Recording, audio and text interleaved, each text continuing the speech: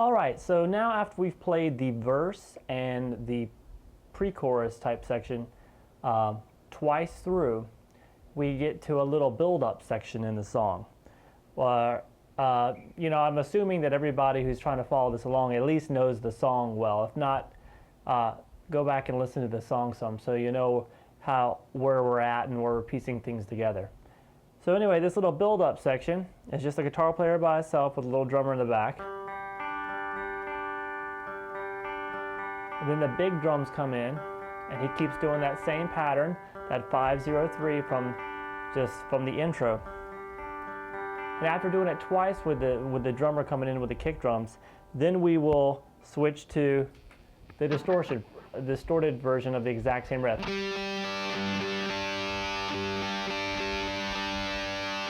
All right, so now that riff is going to be the exact same as he starts singing. Same verse, same thing, just with distorted tone.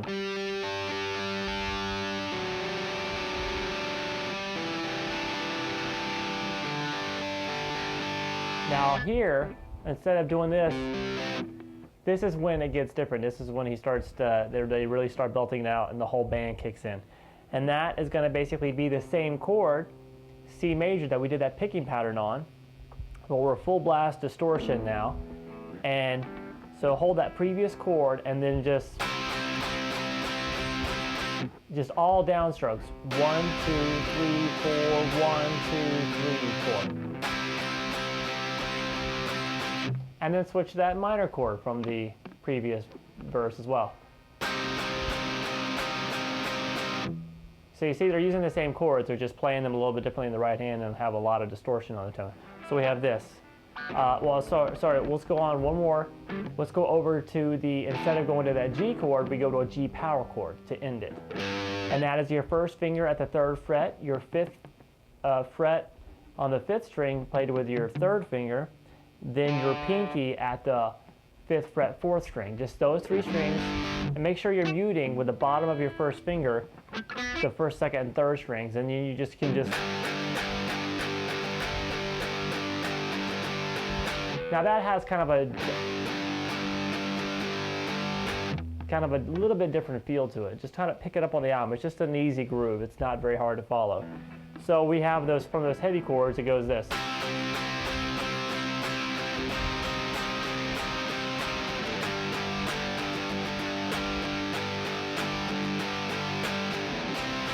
Okay, so the whole verse, now the heavy verse.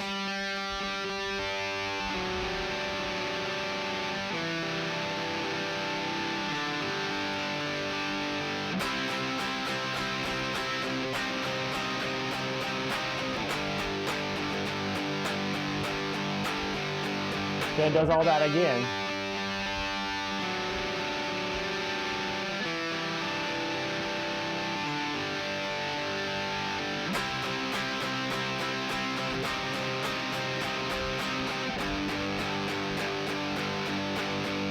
All right, now we get to the heavy pre-chorus section, which remember we had a little turnaround before, but it's much easier this time. It's all power chords pretty much.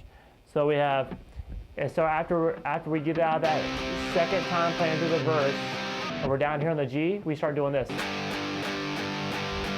then we go. And then we switch, you move your 2nd finger back, your 1st finger back to the 2nd fret on the 6th string, and then have your pinky at the 5th fret on the 5th string. Kind of an ambiguous chord, but it's a cool sound. All right, but it's a passing chord. So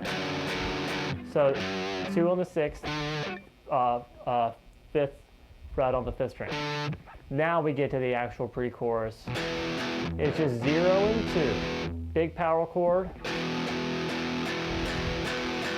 Just still doing that same rhythm, down, down, down, down, down, down. Then we move to the power chord on the 5th string, 2nd fret. So the 1st finger at the 2nd fret 5th string, 3rd finger at the 4th fret 4th string, and then pinky at the 4th fret 3rd string, and play those 3 strings together.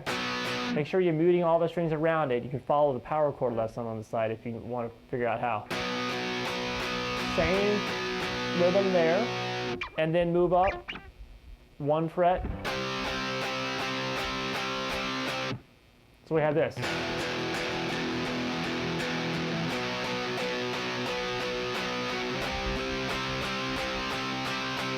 All right, and then we go back to the G, the 3rd fret power chord on the 6th string, and then moving down to that little go-between chord and go through those 3 power chords again.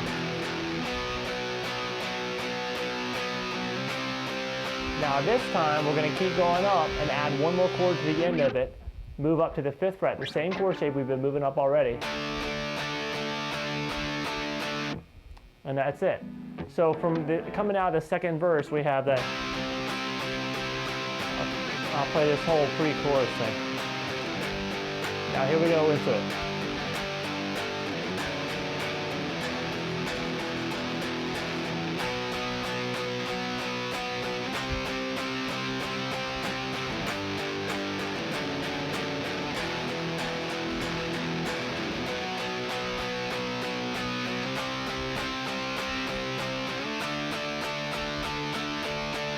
Okay, then it basically just goes back into that verse thing again with the big build ending.